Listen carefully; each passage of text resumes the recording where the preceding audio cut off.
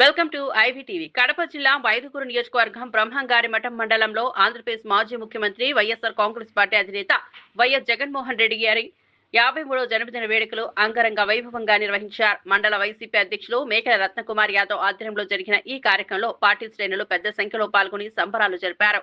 ఈ వేడుకలకు మైదుకూరు మాజీ ఎమ్మెల్యే శెట్టిపల్లి రఘురామిరెడ్డి, కడప జిల్లా జడ్పీ చైర్మన్ ముత్యాల రామగోవిందరెడ్డి ముఖ్య అతిథులుగా హాజరయ్యారు. ఈ సందర్భంగా వైఎస్ జగన్మోహన్ రెడ్డి జన్మదిన కేక్ ను కట్ చేసి శుభాకాంక్షలు తెలిపారు. జడ్పీ చైర్మన్ ముత్యాల రామగోవిందరెడ్డి మాట్లాడుతూ వైఎస్ జగన్ నిండు నూరేళ్లు ఆరోగ్యాలతో ఉండాలని ఆకాంక్షించారు. 2029లో మళ్లీ జగన్మోహన్ రెడ్డి ముఖ్యమంత్రి అవుతారని చెప్పారు. వేడుకల్లో బ్రహ్మాండంగా చేస్తున్నారు రాష్ట్ర వ్యాప్తంగా.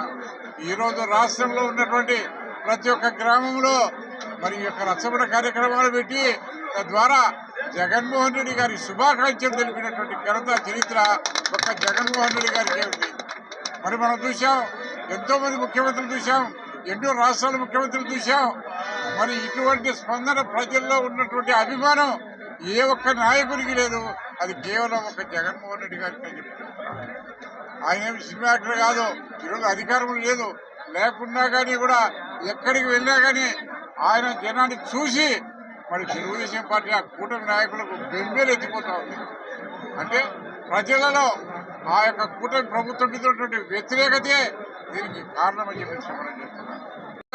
ఏ ముక్కు పెట్టలే, అయినా కానీ అందరికీ సంక్షేమ పథకాలు కానివ్వండి, అభివృద్ధి పథకాలు కానివ్వండి, కుల మత పార్టీలకు అతీతంగా చేసినటువంటి ఘనత ఒక జగన్మోహన్ రెడ్డి గారి.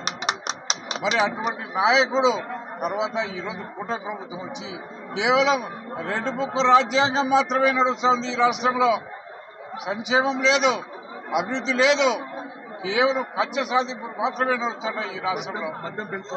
మరి అదే రకంగా మనం చూస్తున్నాం, ఈరోజు చూస్తున్నాం ఎక్కడ ఏర్లు అయిపోతాం, కావాల్సిన ఎరువులు దొరకవు, కానీ మద్యం మాత్రం ఎంత కావాల్సిందో దొరుకుతుంది. నిమిషాలకు ఎంత ఎన్ని కేసులు కావాల్సిందో దొరుకుతున్నాయి.